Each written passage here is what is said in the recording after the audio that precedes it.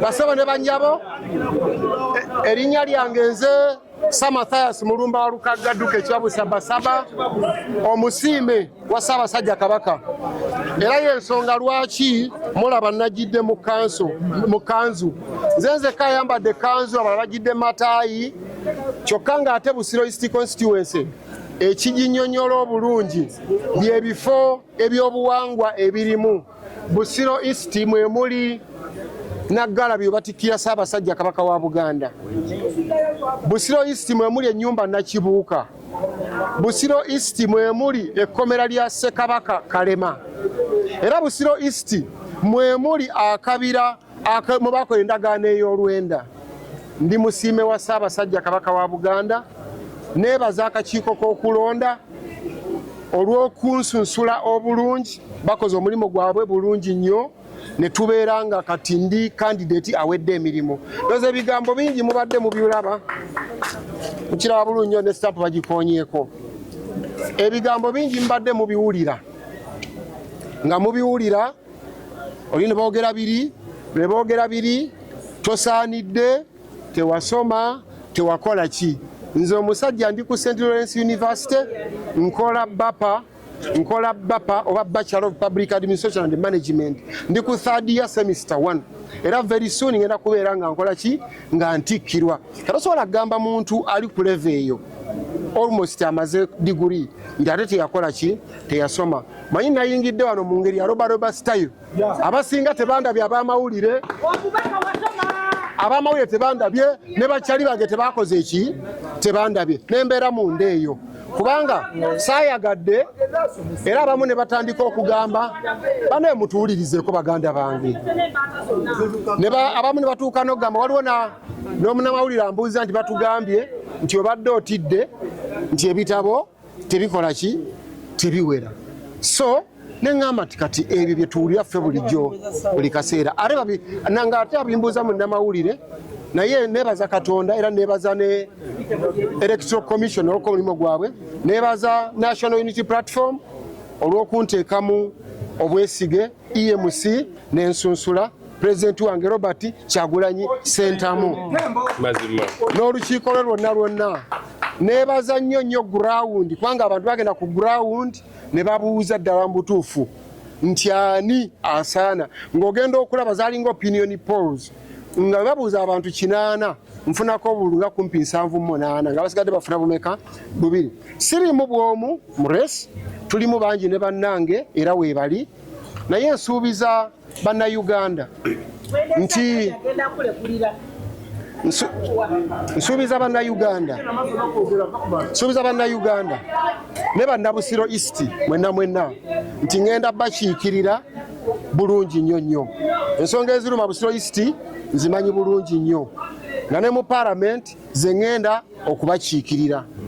So ndowooza ebigambo byange ebyo biyinza okuba nga bimala. Mbateekamu obwesige mbasaba nti nno nga tutandise akalulu ka campaigns officially enaku z'omwezi 10 omwezi ogujja nja kuba mbabuulira bwe nnaava wano nja kutegeka olukiiko ndabe manifesto yange kati sofa nkyatambulira ku ya pulezidenti wange ey'ensonga 11 ze nakubyemu n'oluyimba nti Uganda empya ze nkyatambulirako ku lw'eggwanga lyonna naye ku lwa Busiro East specifically nange nina manifesto eyange gyenja obbabuulira nja kutuuza olukiiko lw'abannamawulire mubeere nga muzimanya. Bano bameeya bange bengenda okutambula nabo okuva ne bakansalazi. Omukyalo ono ye Nakitende Gasanyula Margaret ye yafunye kaadi ya meeya wa Kyengera Town Council era yagenda okudda mu kifo kyange wa National Unity Platform.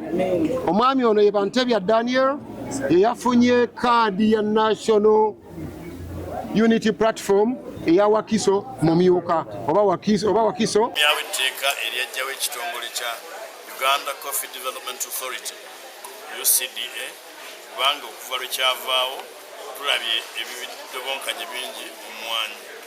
Nze njagala tukomyewo n'ekitongole kya UNRA. Njagala okulaba musanja ekijja nga tulwana disitulikiti y'e Wakiso ekibwe mu disitulikiti z'ebyalo efuulibwe ekibuga city eyongerwe ensimbi ezikiddukanya kati bw'otunuulira disitulikiti y'e Wakiso eyimiriddewo kugombolola kumpi ng'emu eyaffe eya Wakiso mu Myuka ye yokka egiwa omusolo n'endala ey'Emmende ereetayo omusolo mutonotono okusinziira ku mbeera yaayo.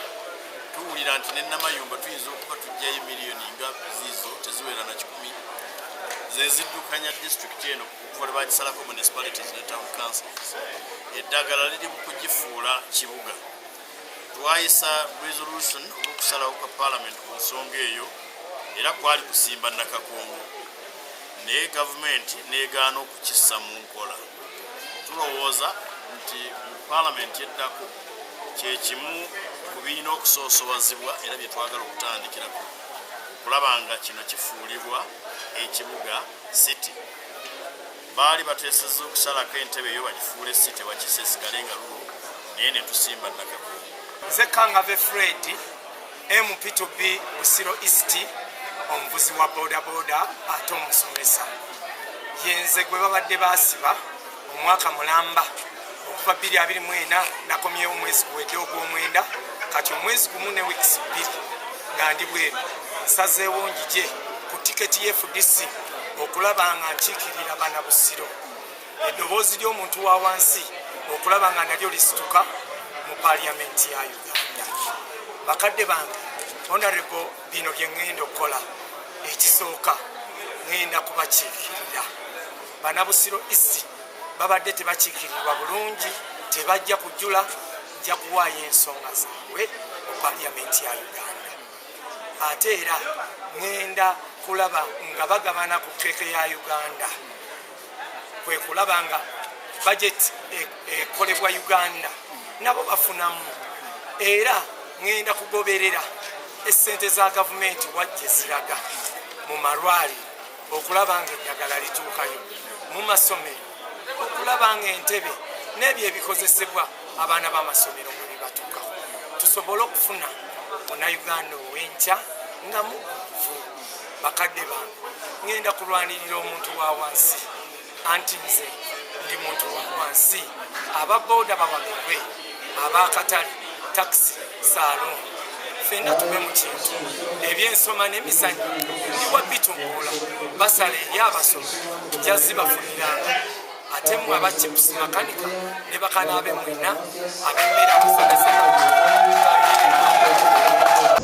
ekibuga ekyalala ekikola ekibuga ekya Wakiso Town Council n'Emmende. Ebizu bya constituency no binene nnyo biringa ebizu by'ekibuga kuba kyekimu ku constituency ebisinga okufuna ebizu by'ekibuga okuba nti bikula bijja mu kibuga ekya Busiro constituency.